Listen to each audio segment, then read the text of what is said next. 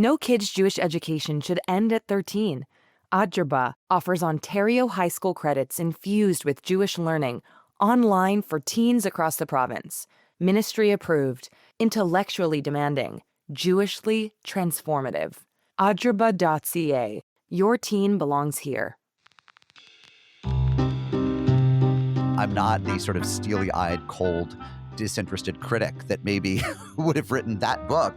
I remember being 11 or 12 and talking with girl friends, girl space friends, in middle school about how much we loved Judy Blume. Hi, I'm Phoebe Maltz Bovy, opinion editor of the Canadian Jewish News, and you're listening to The Jewish Angle, a podcast from the CJN.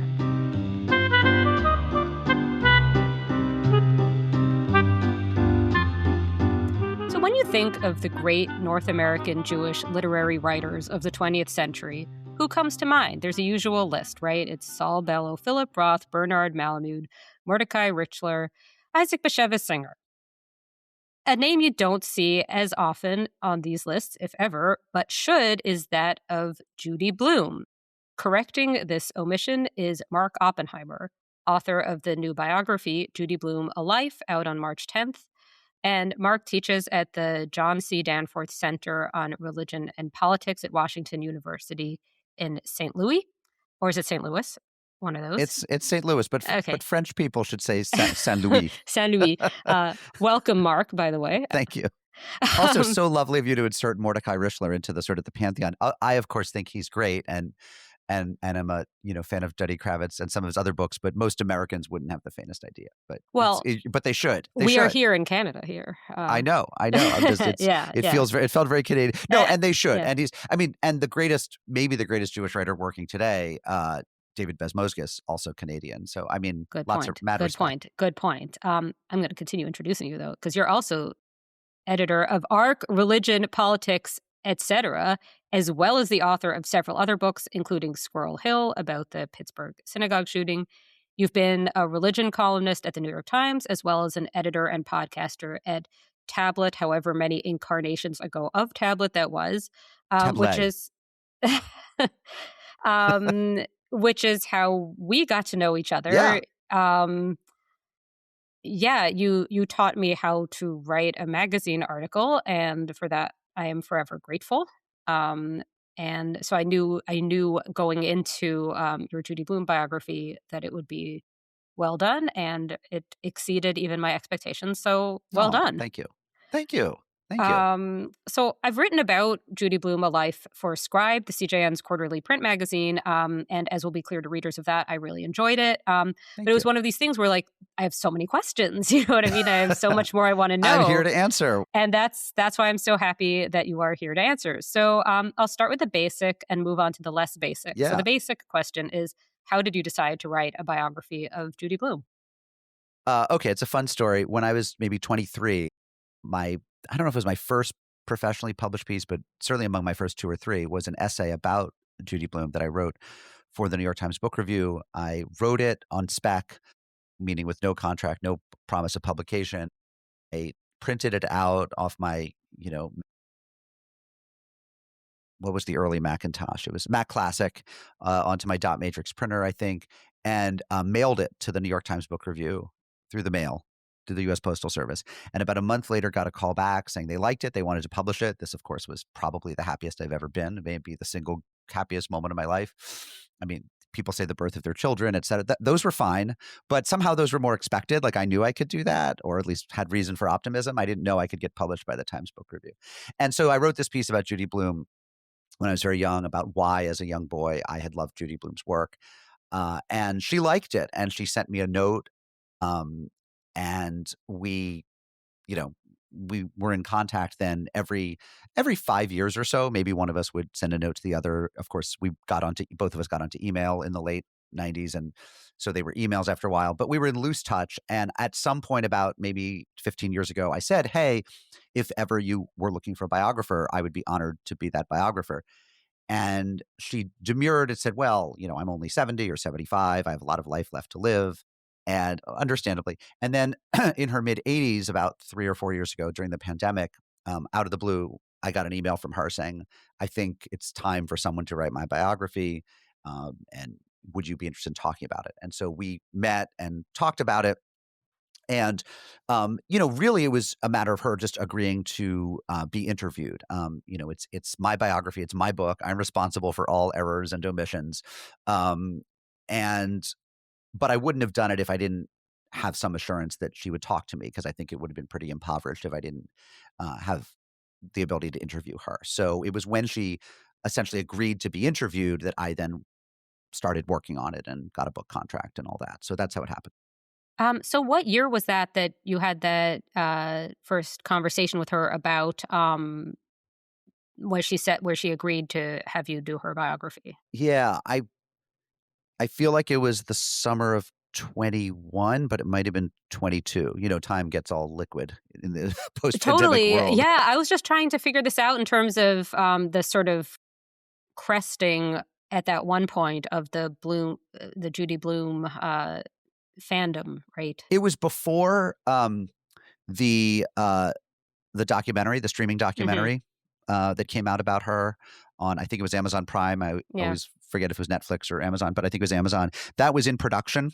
Hmm. She had already recorded. There was a lot of material already, because she had already talked to the directors of the um, of that documentary. In one case, she had talked to them on the set of the movie that was being made of Are You There, God? It's Me, Margaret. So the movie based on her great breakthrough novel was underway, and the documentary about her was underway. And then she asked me, or agreed to, sit for interviews, and asked if I was still interested. So they were all kind of happening at the same time, but those two projects were well underway by the time I started researching her.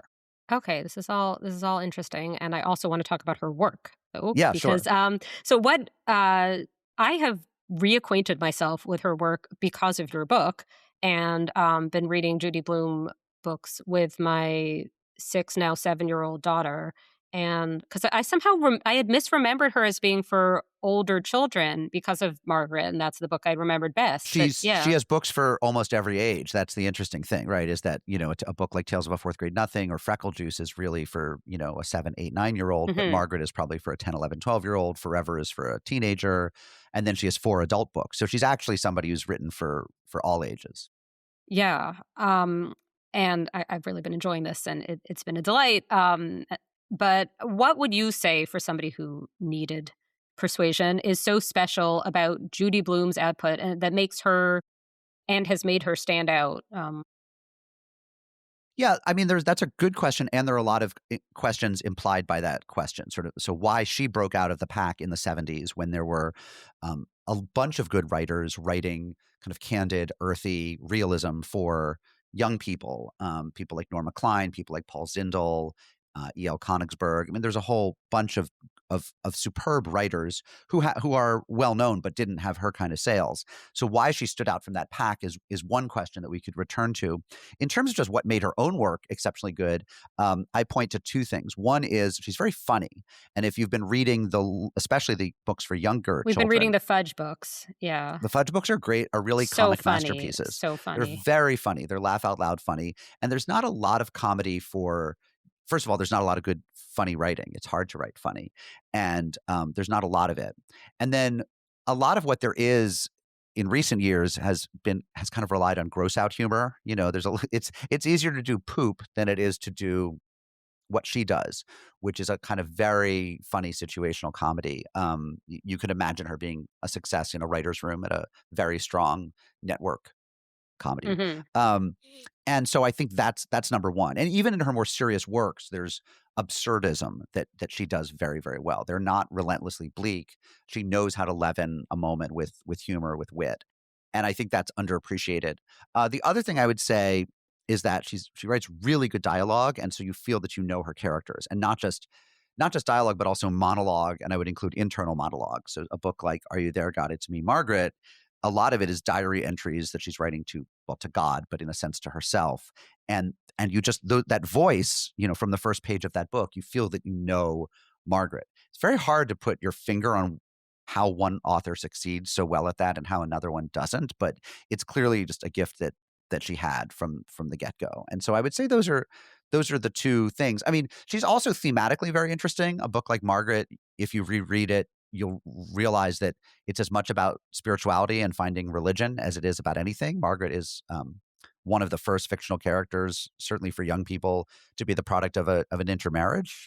She's a Jewish parent and a Christian parent, and she spends a lot of the book trying to figure out what her own home house of worship should be: Hmm. Jewish, Christian, what kind of Christian, Roman Catholic. And, that was pretty sophisticated and path breaking stuff. So there's a lot going on, but that's what I would point to. Yeah, yeah. I look forward to revisiting that one soon. I have other sort of like all over the place questions, but I just wanted Yeah. to, for people who may not know, and I would, I suppose, include myself.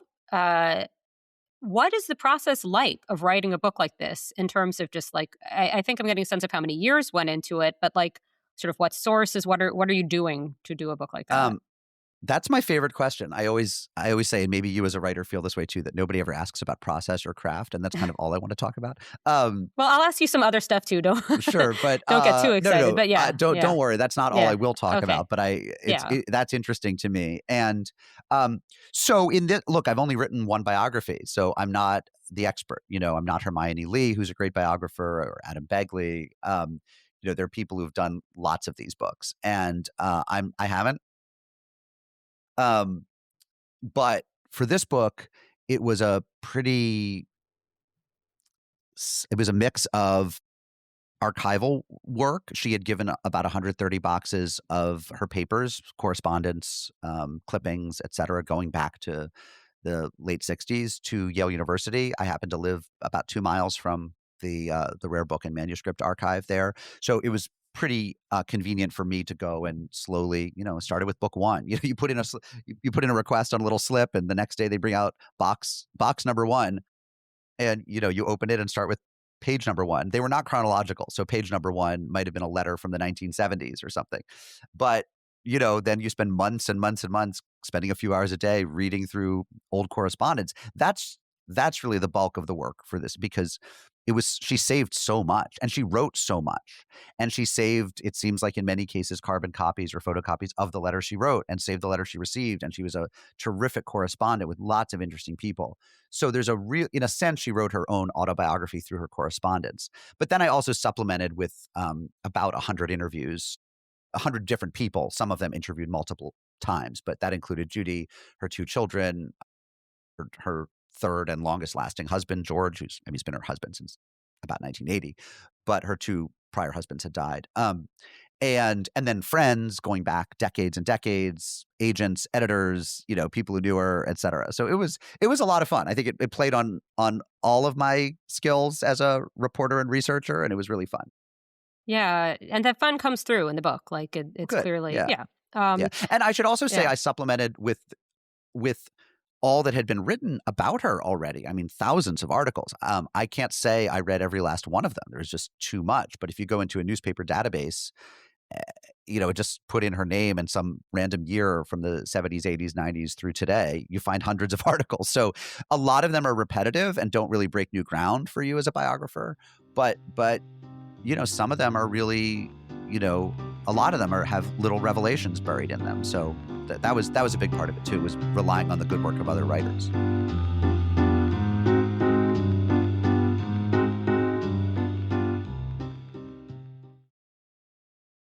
I want to ask about gender. We will talk about Jewish stuff too. And but you put Bloom in the context of these mid-century American writers, including Jewish ones, most notably Philip Roth, her fellow New Jerseyan. But you also write about the challenges she faced as a woman in a setting where she was expected to be a housewife, in that socioeconomic setting, that location, and all of this. This part I found most tricky to think through, because I feel like there's a kind of way that one thinks about this, about that's so difficult because of the sexism, and the sexism was certainly there. I'm also reading this as a writer myself, comparing with my own life, and I'm thinking and not just my own, but like people generally today, and how there were all these kind of weird things that were working in her favor, that she wasn't expected to have a job, that she had all this Hmm. time during the day. She had household help and family nearby.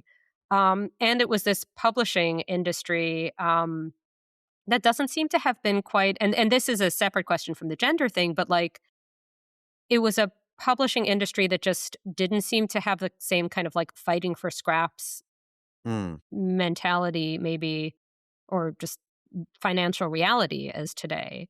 And I Mhm. was thinking about this also just in terms of like her, I guess it being a Jewish podcast, I should call it chutzpah, where she just seems to have like this is something that struck me and that I wrote about in my article also, like what comes through in your book is that she just doesn't seem to have thought, I need to start small. She seems to have Mm. like had the confidence that she could be, yeah, I don't know where I'm going with this Yeah. thought. I think you're right that she had things going for her, things going against her. I mean, she did not, her first husband was not, um, it's fair to say he was not supportive. I mean, there are moments in the course in her written recollections that I found here and there where it was clear that he was rooting for her in small ways, but by and large, the expectation was that she had to, take care of the home front. He was a successful lawyer, not Manhattan successful, but he was Newark successful, and they were able to afford some help. Um, and then, of course, her by the time she was publishing a lot, her kids were spending full days in school. They were not toddlers; they were, young elementary school kids. So, she had, let's say, 8 to 3 or 9 to 3 or whatever free every day. So yeah, I mean, she had more time and bandwidth than many, um, but she didn't have writerly community at all. I mean, every writer working today, every aspiring writer with an internet connection can find with a little cleverness or a little chutzpah, a community of supportive people who may read their stuff and root for them and offer tips about agents. That's not to say everyone has that, and some people are kind of born to it a little bit. If my kids or yours want to be writers, we'll have all sorts of tips for them that the children of my optometrist don't have.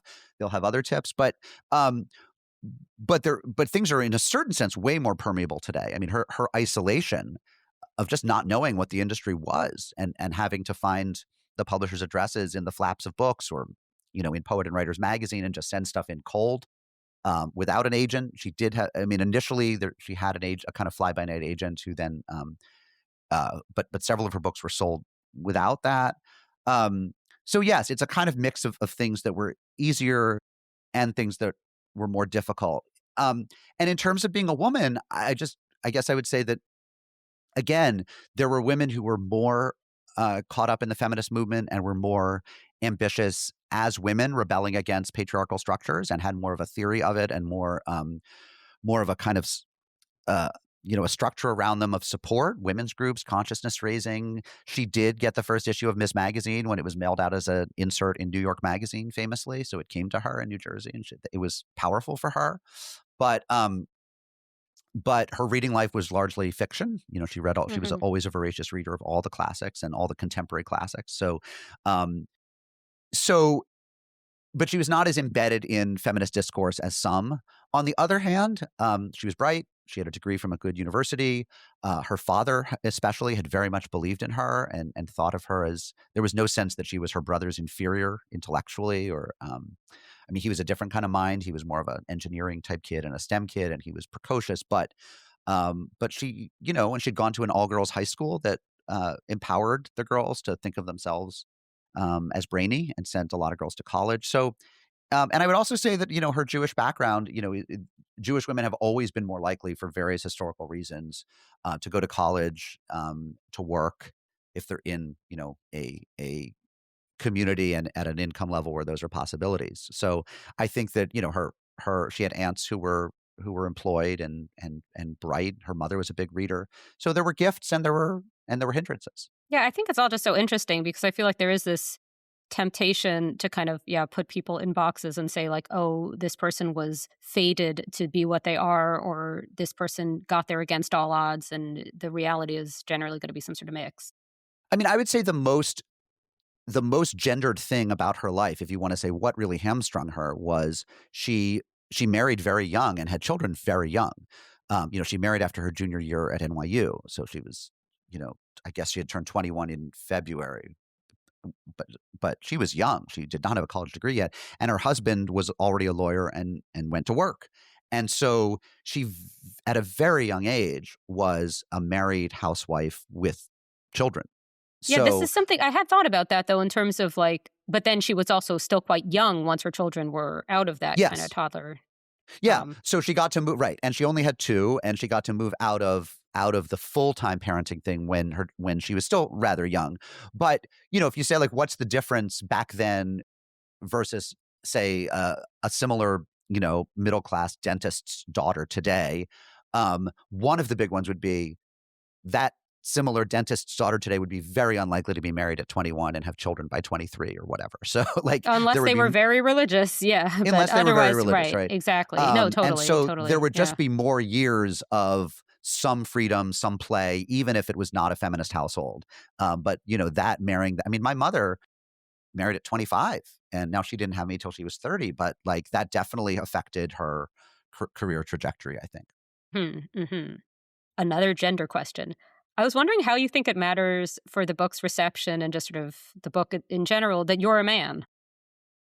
Um, you know, as to its reception, we'll wait and see, right? Yeah. I hope that the book is read on its merits. I I mean, I I personally, I'll only read a book by a man. So for me, it was, but and apparently I only read books by women. That's really what I spent the last several years doing. I uh You know, I hope that the book is taken on its merits, and I certainly understand why some readers feel very proprietary of Judy as a fellow woman. Why some female readers will feel proprietary of Judy as a fellow woman, and will wonder how might this biography have been different if it were written by somebody who had some of the similar female experiences that Judy did. And I don't just mean biological experiences, but I mean facing sexism and feeling part of of a history of other women who face sex, of mothers and grandmothers who faced it. And so obviously there's some certain things I can't know. mhm, And I think that every possible biographer would have written a different biography. Any other male biographer would have written a different one. mhm. And certainly a female biographer would have written a different one and probably brought some insights to it that I either lacked or had to fight a little bit harder for. So I think the answer is that's not for me to say. Mhm. But I certainly understand why there will be people who will feel like, oh, come on, Judy Blume of all people deserved a female biographer. See, As when I saw Kathy yeah, Bates play Margaret's grandmother in Are You There, God? It's Me, Margaret, I thought, couldn't they find a Jewish actress for Margaret's grandma of all people, like the Jewiest character in yeah. young people's literature? And they find this Goyish actress who's great in the role, by the way, who's terrific. So, I understand those feelings very well. No, I mean, what I was thinking just about like before even like nothing to do with the content of the book at all, but I was thinking that there's a certain type of reader who might see a man's name and think, wait, maybe there's more to Judy Blume. Mm, You know what I mean? And not that you did anything to make right. that such a person think like that, but that like there is a kind of cynical part of me that's like thinking it's kind of a savvy thing for this to be written by a man, even though that's not at all how it came to be. It wasn't like, a man must do this, but like, But then it breaks her out of a ghetto in a yeah, certain because I way. mean, I had Yeah. always thought of Judy Blume as a writer of girls' books and not in a Yeah. pejorative sense, but I was thinking like, why didn't I ever think of her as like a sort of peer of Philip Roth? Why had I? I mean, look, I do think I think you're absolutely right to bring up that possibility as well. I actually hadn't thought of that, but I certainly know, having spoken to friends of mine who are Black writers, for example, that it's important to them to be reviewed by white people sometimes. That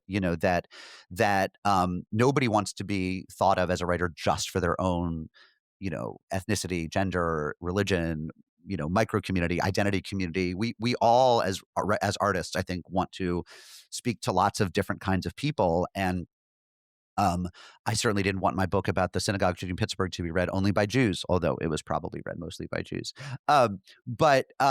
So yes, that would be a nice knock-on effect if, in fact, some people took her work more seriously because they thought, oh, it's not just for people who read her as pubescent girls. Of course, I was a fan. Just as she had millions of fangirls, I was a fanboy. I mean, in some senses, I probably come at it from a similar place. One might even say disability, which is, just a lifetime of fandom.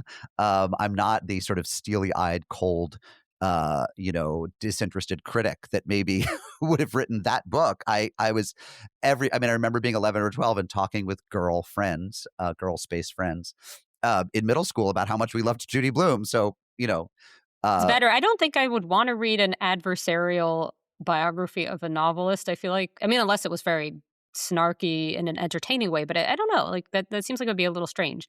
I have to ask you about Jewish stuff because there's so much of it. And I love that that's in the book also, just because it does seem like it's very easy to tell these sorts of stories without bringing that in. And I just, once I knew I saw your name as author, I'm like, it's going to be in there, and it's in there, and I was happy to see it in there. So just this is clear from the book. It'll be clear from what I wrote about it, but for people who have not read these things, how did Judy Blume's Jewishness relate to her frankness, and how does it still about sexuality and bodies? yeah, I think the first answer, of course, is we don't know, but we can surmise, I think, that look, if you were raised, she was born in 1938. If you were raised a child of the really the 40s, people say the 50s, but really it was like the 40s.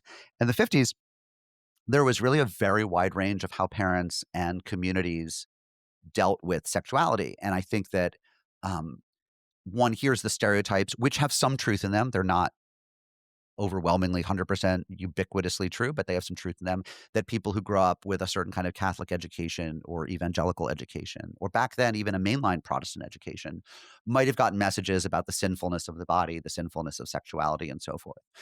And growing up the daughter of, kind of non-observant, but occasionally observant and but culturally very affiliated um, suburban New Jersey Jews, she just didn't get those messages. She just wasn't told that your body is sinful and disgusting. She wasn't told don't have the messages around sex were don't get pregnant, right? Like that was the great fear because that was socially unacceptable to be unmarried and pregnant, and that could be seen as having really you know, that could be seen as having effects on your life, big ones, understandably. So the message was not, go out and be sex positive and proud and sleep with whomever. But the message was be careful and probably save yourself for marriage for that guy. But in terms of necking and petting and hooking up and the back seats of cars and all that stuff, she never felt an ounce of shame around it, and she didn't feel shame around the sexual experiences that she had with one of her female friends either. So now I think a lot of that is probably just her and her temperament. I mean, certain people have more of a proclivity for embarrassment, shame, self-doubt, and certain people just forge ahead through the world kind of blithely figuring if I do it, it must be okay. And I think she's closer to that end of things. But certainly her religious, ethnic, social milieu made it easier to be that person than if she'd been raised in some other kinds of communities. I think that tracks, I think. Yeah. Um, Yeah, definitely. so this is going to be a more difficult question, difficult both to ask and maybe just like generally, because that's something just I was thinking about. It's about something that's not in the book and that I'm Okay. glad is not in the book, but that jumped out at me for not being in the book because of just my job writing about Jewish books at this time. So Judy Blume's big moment that you write about was really this early 2023 with the release of both the movie version of Margaret and that documentary, the Amazon documentary. This was just months before the Hamas attacks of October 7th. And the reason I mention these two sort of very disparate seeming things, is that one of the after effects of those attacks and Israel's retaliation has been this really fraught time for Jewish writers, whatever their politics.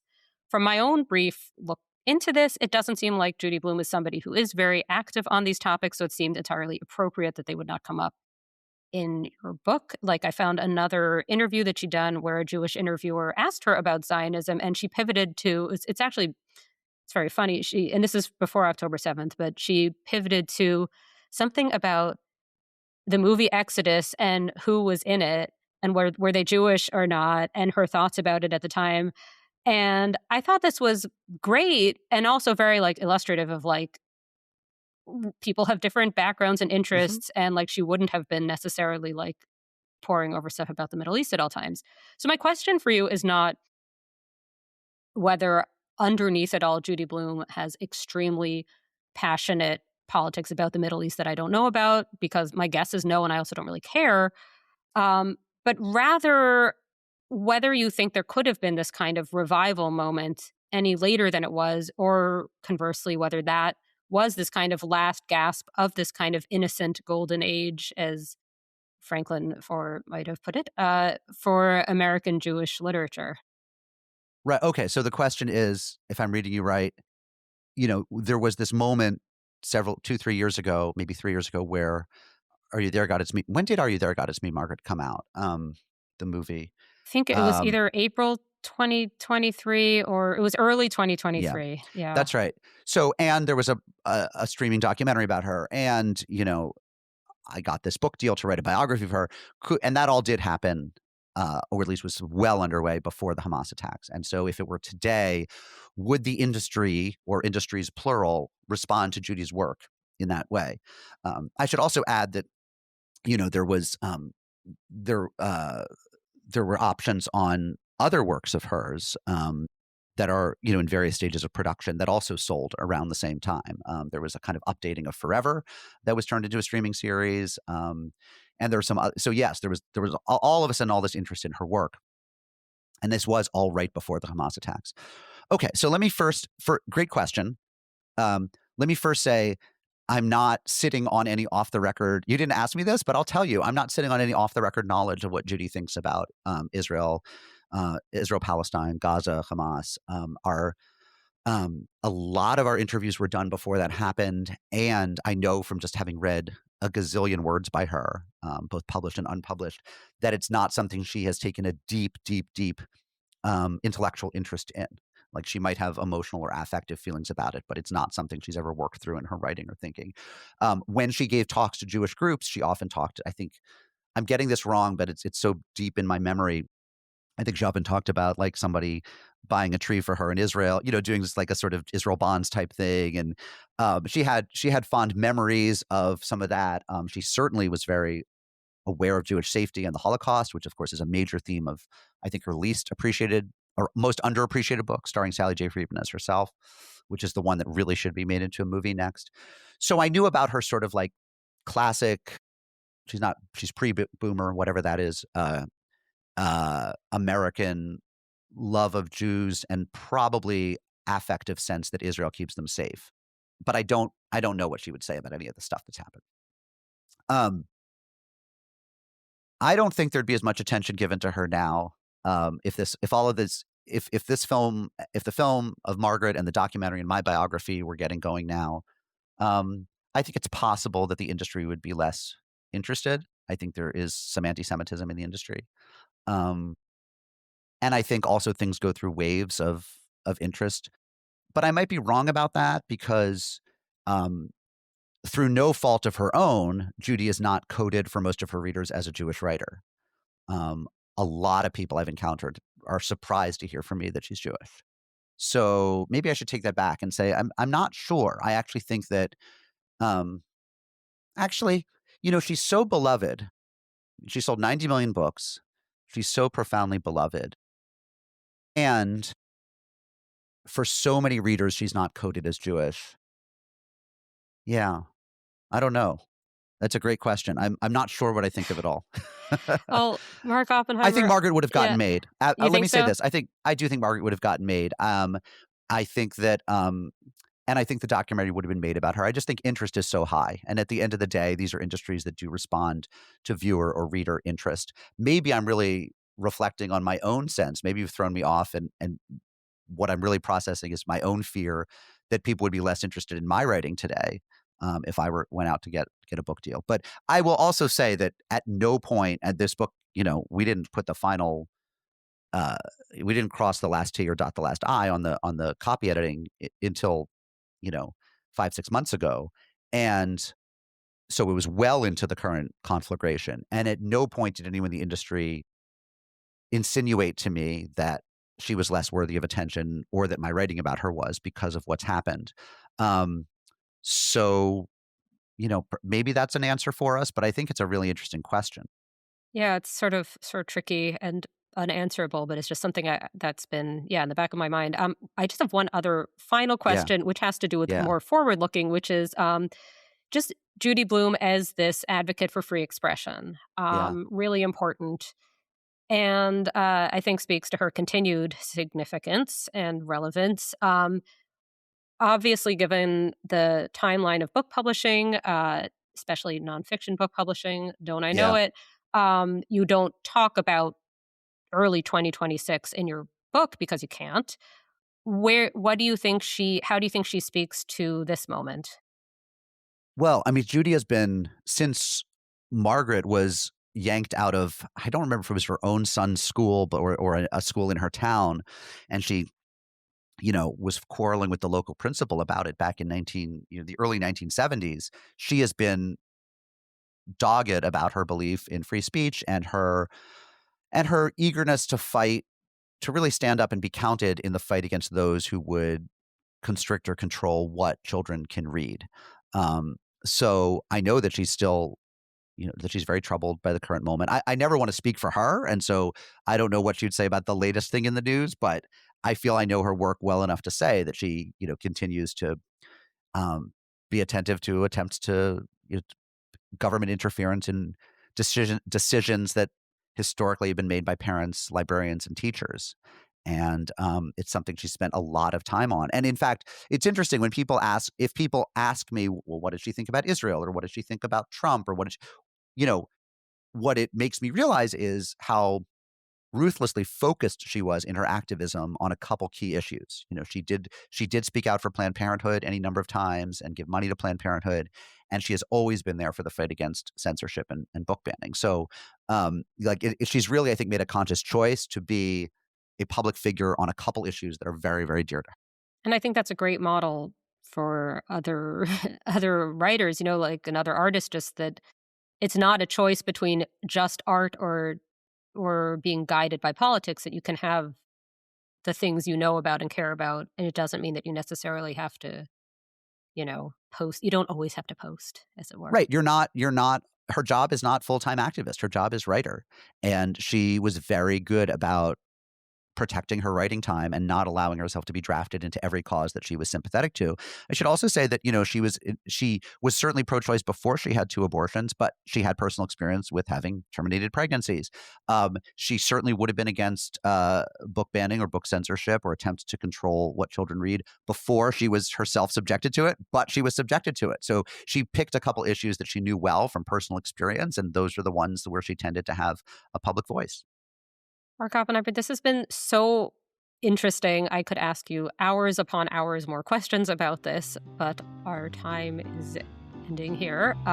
Thank you so much for coming on The Jewish Angle to talk all things Judy Blume. So much fun to talk with you, always.